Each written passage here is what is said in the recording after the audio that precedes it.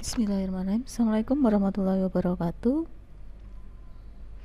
Untuk kali ini kita akan bahas tentang kupas tuntas tentang tata kelola information technology. Dalam hal ini adalah atau kita sebut IT governance. Minggu kemarin sudah kita bahas sedikit tentang apa itu tata kelola. Nah, kita ulas sedikit lagi di sini. Nah, apa itu tata kelola teknologi informasi? Nah, tata kelola TI adalah satu proses yang digunakan untuk memantau dan mengendalikan keputusan kapabilitas teknologi informasi untuk memastikan bahwa pengiriman nilai kepada pemangku kepentingan utama dalam suatu organisasi. Nah, di sini bisa kita ketahui bahwa tata kelola teknologi itu merupakan satu proses, ya, proses dalam hal penilaian apakah pemanfaatan teknologi informasi itu sudah tepat guna atau belum di dalam perusahaan. Nah, fungsinya adalah apa penilaian tersebut? Untuk memantau, ya, apakah perusahaan tersebut sudah memenuhi standar yang diinginkan oleh perusahaan sesuai dengan visi misinya. Nah, kemudian, ya, tujuan dari penilaian dari tata kelola teknologi informasi adalah untuk mengendalikan keputusan. Nah, seperti kita ketahui bahwa luaran dari satu audit, ya, itu adalah berupa saran, ya, atau yang namanya, ya, atas apa yang akan dilakukan selanjutnya. Ya. Nah, fungsi lain adalah untuk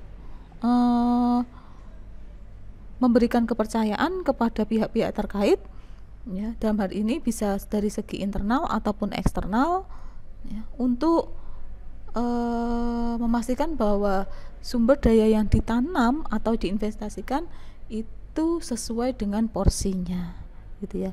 Jadi kalau ketika Anda investasi ke perusahaan tertentu dengan nilai nominal tertentu, ketika perusahaan diaudit, nah itu Anda nanti akan mendapat satu laporan atau mendapat satu report. Nah, report tersebut menggambarkan bagaimana kondisi perusahaan saat ini, gitu ya. Nah, poin penting dalam tata kelola TI adalah tata kelola itu merupakan satu proses, gitu ya, bukan satu acara pada satu waktu, bukan kepanitiaan, bukan departemen, ya. Jadi satu proses dalam menilai satu perusahaan atau instansi.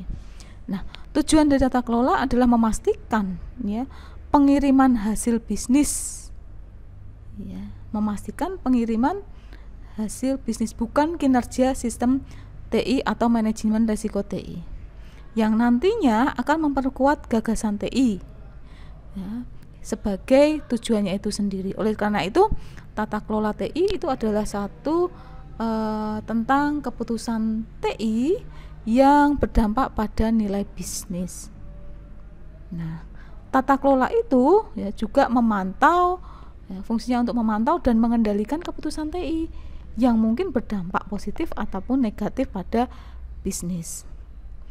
Nah, konsep dari tata kelola itu tidak ada artinya tanpa pengakuan kepemilikan dan tanggung jawab. Nah, dalam hal ini stakeholder itu memegang peranan yang sangat penting dalam saham kepemilikan dalam satu organisasi. Ya, tadi saya katakan, ya, yang menggunakan sistem itu yang mempunyai peranan, ya, dalam tata kelola. Nah, manajemen harus bertanggung jawab kepada para pemangku kepentingan. Ya, kita harus mengakui bahwa kepemilikan saham itu tidak hanya sebagai pemegang saham saja, tetapi, ya, dia sebagai pemangku kepentingan lainnya seperti pelanggan, vendor, karyawan, dan lain-lain. Nah, yang disebut manajemen ini adalah orang-orang yang dipercayakan untuk membuat satu keputusan, ya, sekaligus bertanggung jawab, ya, kepada pemangku kepentingan. Nah, kalau kita lihat tata kelola itu mempunyai konsep yang sangat luas dan mempunyai nilai bisnis, gitu ya. Nah, tata kelola itu merupakan satu aturan, peraturan, dan kebijakan yang menetapkan dan memastikan operasi Departemen TI yang efektif, terkontrol, dan berharga. Metode untuk mengidentifikasi dan mengevaluasi kinerja TI dan bagaimana menghubungkan antara pertumbuhan bisnis dengan perkembangan bisnis sekarang ini. Nah, ya. Nah, kalau kita lihat untuk kerangka tata kelola TI itu ada COVID, ya. Nah, di mana nanti kerangka ini akan membantu kita dalam menganalisis satu perusahaan. Nah, tata kelola ini juga menggunakan tata kelola teknologi informasi menggunakan prinsip mengelola dan mengoptimalkan TI sedemikian rupa sehingga berfungsi untuk mendukung, kemudian melengkapi dan memungkinkan sebuah organisasi untuk mencapai tujuan dan sasarannya. Nah, ada beberapa definisi dalam tata kelola menurut para pakar. Ya. Ada yang mengatakan bahwa tata kelola TI itu adalah hak keputusan sekaligus sebagai kerangka kerja dalam akuntabilitas untuk mendorong perilaku yang diinginkan dalam penggunaan TI. Ya. Adalah satu hak keputusan dan kerangka kerja akuntabilitas. Nah, mereka itu mengidentifikasi menjadi 3 komponen tata kelola, ya, berhubungan dengan domain keputusan TI, ya. Kemudian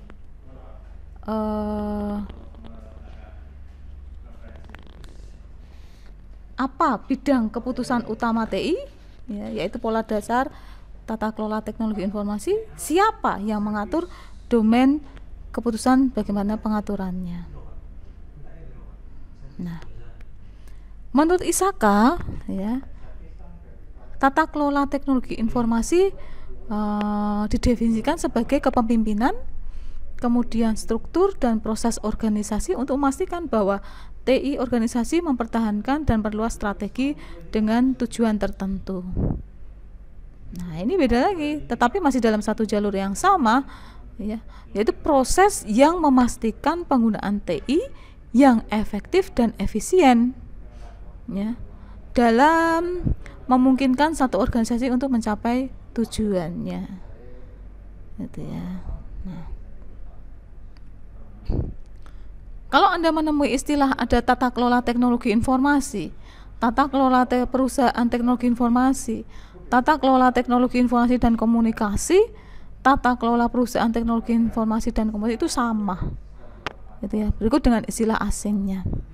Tetap kita menggunakan yang namanya tata kelola atau kerangka kerja dari COVID, gitu ya. Nah, tata kelola TI itu, ya, muncul pada tahun 1993, turunan dari tata kelola perusahaan, gitu ya. Nah, terkait hubungan antara tujuan strategis organisasi, kemudian tujuan bisnis dan manajemen TI suatu organisasi.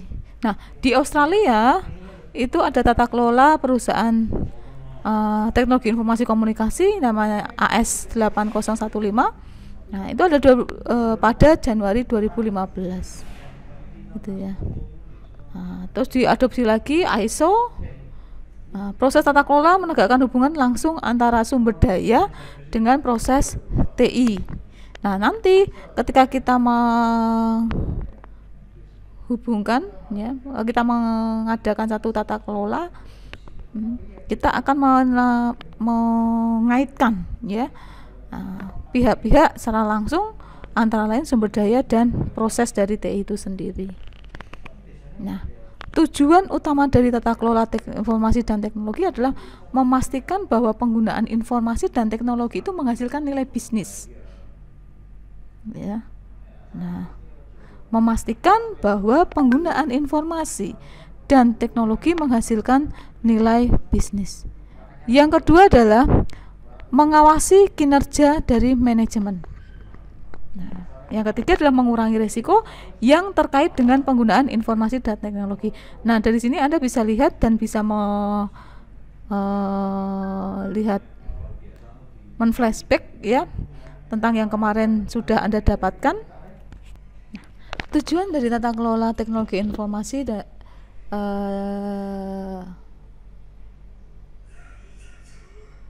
tujuan utama tata kelola teknologi dan informasi adalah yang pertama memastikan bahwa penggunaan teknologi dan informasi itu menghasilkan satu nilai bisnis, gitu ya. Jadi di dalam perusahaan ya itu ada satu teknologi yang ditanam.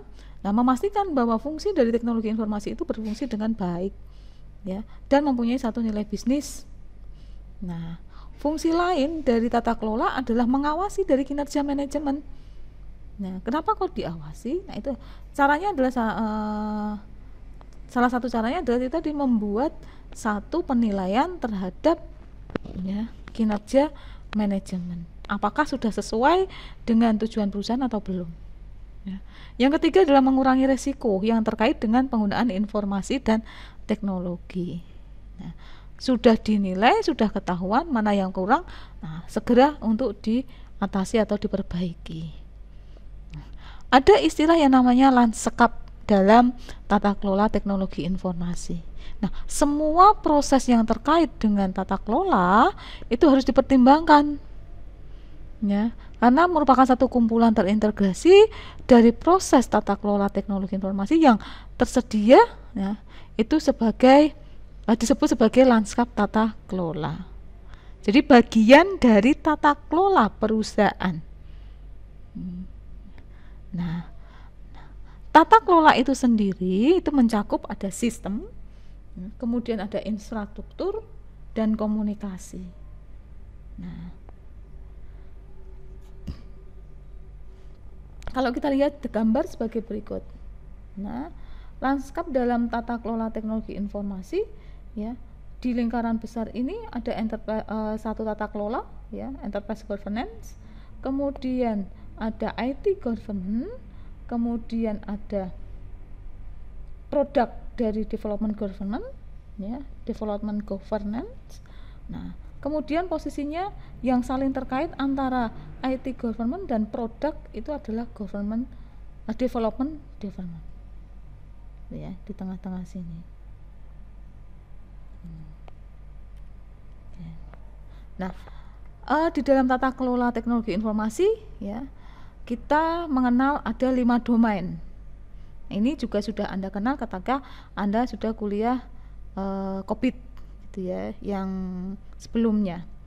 Nah, kita berpatokan pada ISAKA pada 2013 ya, meliputi ada strategic management, kemudian ada value delivery, ada risk management, risiko, resource, kemudian ada performance. Nah, ini nanti yang akan kita bahas ya, domain-domain dalam mengelola tata kelola teknologi. Nah, 5 domain tersebut sepenuhnya dimasukkan ke dalam perusahaan.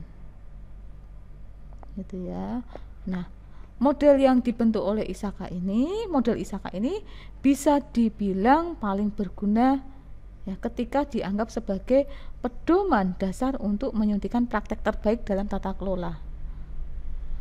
Gitu ya. Nah, kita bahas satu persatu. Untuk domain yang pertama adalah kerangka kerja. Ya. Jadi lingkaran yang besar itu merupakan lingkup dari organisasi yang perlu diterapkan ya, kerangka kerja tata kelola. Gitu ya. Baik itu yang berkaitan dengan internal ataupun eksternal. Nah, kerangka kerja ini sedapat mungkin berupaya untuk memanfaatkan standar industri dan praktek terbaik. Nah, ini nanti kita bisa menggunakan satu framework COVID ya, atau ITIL, ISO dan lain sebagainya. Nah, untuk praktikumnya kita nanti akan menggunakan COVID 2019 ya. Disesuaikan dengan kebutuhan dan persyaratan bisnis yang implisit. Nah, model dalam kerangka tata kelola ini ya harus didorong di tingkat atas, paling atas organisasi yang bertanggung jawab, ya, dan mempunyai akuntabilitas yang sepenuhnya ditentukan dan ditegakkan oleh seluruh organisasi. Nah, domain yang kedua berhubungan dengan manajemen strategis, ya.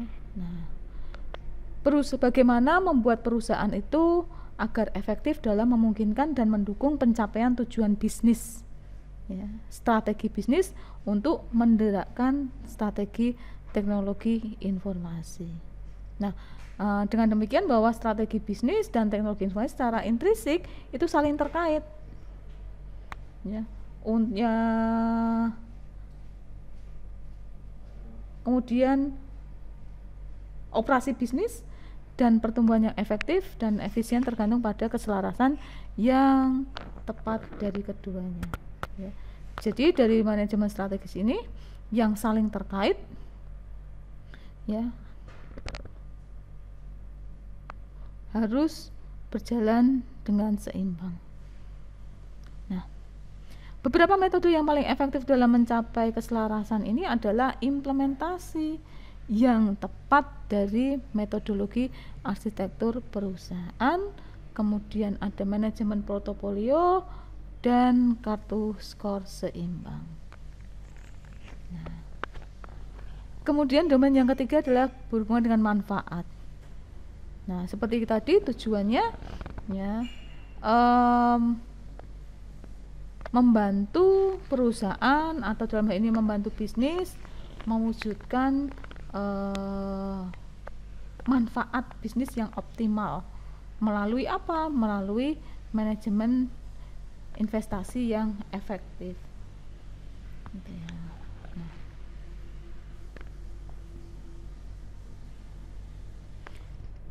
domain yang keempat adalah optimalisasi resiko. Nah, seperti kita ketahui bahwa di dunia digital itu kan semakin berkembang, kemudian saling terhubung, saling teridentifikasi, ya kan? Nah, kemudian saling manajemen, ya, saling komunikasi. Nah, itu merupakan satu integral dari kegiatan tata kelola perusahaan. Nah, sementara kegiatan dan kemampuan untuk optimasi risiko TI akan sangat berbeda berdasarkan ukuran dan kematangan dari suatu organisasi. Nah, beberapa komponen penting dari dimensi ini termasuk perencanaan kesinambungan bisnis, penyelarasan dengan persyaratan hukum dan peraturan yang relevan, dan pengembangan selera dari risiko dan metodologi toleransi dalam tata kelola. Domain yang terakhir adalah optimalisasi sumber daya, ya. Tak lepas kita menilai dengan mengkaitkan antara sumber daya dengan proses. Nah, di dalam teknologi informasi itu membutuhkan sumber daya yang sangat cukup, kemudian yang kompeten. Nah, sumber daya ini bisa berupa orang, kemudian berupa informasi, berupa infrastruktur, bahkan berupa satu aplikasi, gitu, ya. Nah, untuk memenuhi tuntutan bisnis, ya, dan melaksanakan kegiatan yang diperlukan untuk memenuhi tujuan strategis saat ini dan masa depan. Nah, di dalam optimalisasi sumber daya ini fokus pada bagaimana mengidentifikasi metode yang paling tepat. Nah, ini ya, tadi sudah saya singgung. Kerangka kerja dalam tata kelola teknologi itu ada ITIL, ya. Kemudian ada COBIT, ya, nanti kita akan pakai, ya. Jadi kalau COBIT itu bukan bahasa pemrograman, ya, bukan. Tapi COBIT ini merupakan satu framework, ya, kerangka kerja yang bisa kita gunakan untuk menganalisis satu perusahaan. Kemudian ISO. Kalau tadi kita sudah bahas tujuan, kita bahas tentang manfaat. Nah, manfaat dari tata kelola itu apa? Menyelaraskan strategis, ya. Tujuannya adalah untuk meningkatkan kepuasan mitra bisnis. Nah, Hubungannya apa dengan tingkat kepuasan? Nah, itu tadi ketika sudah dinilai ternyata nilainya belum maksimal, jadi ada beberapa komponen yang harus diperbaiki. Nah, kemudian dari pihak perusahaan memperbaiki sehingga kepuasan dari mitra bisnis tetap terjaga. Ya. Yang kedua adalah peningkatan nilai pengiriman didorong oleh peningkatan prioritas proyek yang mengarah pada pengurangan anggaran TI. Ya. Manfaat lain adalah meningkatkan kinerja dan manajemen sumber daya, menurunkan total biaya dari kepemilikan TI, menjaga kualitas TI itu akan lebih baik. Otomatis kalau kualitasnya baik maka akan mengurangi masalah. Terima kasih, itu yang bisa saya sampaikan untuk materi hari ini. Ya. Semoga berguna dan bermanfaat. Ya. Saya tutup. Wassalamualaikum warahmatullahi wabarakatuh.